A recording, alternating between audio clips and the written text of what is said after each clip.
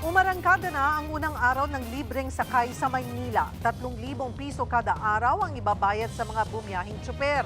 Nasa frontline ng balitang yan, si Mondi Lopez.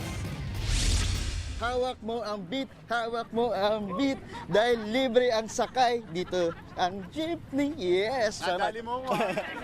Napasayaw kami ni Manila Mayor Isko Moreno sa unang araw ng libreng sakay sa lungsod. Proyekto ito ng Manila LGU sa gitna ng mataas sa presyo ng petrolyo. 3,000 piso kada araw ang bayad sa bawat kasaling tsuper. Ibinibigay ang kalahati ng halaga bago bumiyahe habang ang kalahati naman ay pagkatapos na maghapong pag-iikot sa lungsod. Ayon kay Moreno, 4 na sektor ang masaserbisyonan ng programa. Mga operator, driver, station worker at commuter. Operator, garantisadong may kita, may boundary.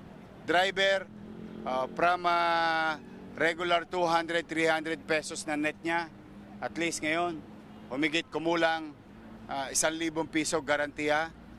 Petix lang ang pagmamaneho niya, hindi siya may stress. Hindi na para maghabol, makonsume, mataranta, o magkaroon ng agam-agam yung driver ng jeep na makipag-agawan ba sa pasahero.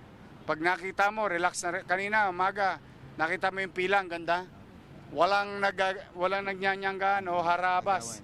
Pansinin nyo. So safe for everyone. Halos 1,500 public utility jeepney ang kasali para sa 5 araw na libreng sakay. Kailangan lang hanapin ng mga jeep na may karatulang libreng sakay. Para matiyak na bumabiyahe ang mga tsuper, may kasama silang tauhan ng Manila Traffic and Parking Bureau. Hanggang nitong 2:30 p.m., higit 60,000 na pasahero na ang naserbisyuhan. Ayon kay Moreno, 20 million pesos ang inilaang pondo para sa programa. Kapag naging successful, malay ninyo, makaharbat ako. Manghihingi tayo sa national government kung meron pa. Una nang pinuri ni Executive Secretary Ralph Recto ang inisyatibong ito ng Manila LGU. Magandang halimbawa raw ito ng bayanihan at malasakit sa panahong ramdam ng publiko ang taas presyo ng krudo. Maraming salamat po. Yes.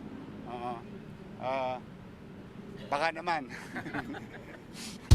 Nagbabalita mula sa Frontline, Mondi Lopez, News 5. Mga kapatid, Cheryl Cosing po.